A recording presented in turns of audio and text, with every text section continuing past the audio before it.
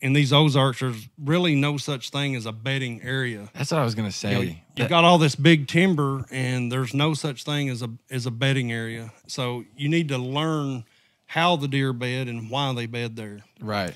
And if you can figure that out, if you can figure out how they're bedding and why, then that's a big piece of the puzzle right there. Yeah.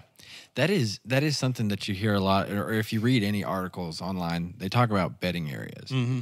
And around here, I'm like, what the heck's a bedding area? Yeah. You know what I mean?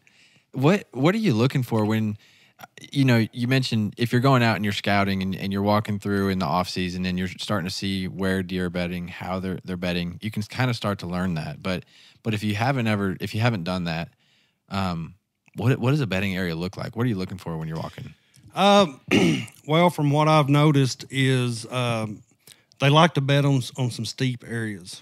Okay. They like to bed around deadfalls. Okay. They like to bed around, any kind of thicker. I mean, if you come across like a point that's got like one side of it that's got, thicker, like a blueberry patch or, any sawbriars or anything like that, honeysuckle, anything like that, they like to stay in there tight to that stuff. Mm-hmm.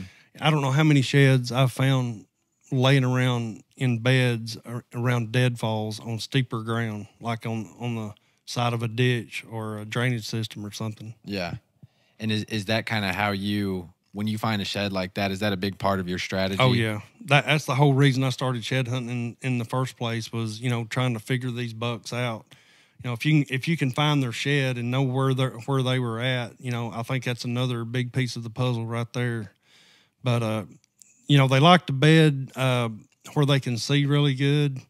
And, sometimes they'll bed where they can see one way and then they've got the wind coming from the other way where they can smell behind them or whatever, Right. But they bed a lot on steep ground.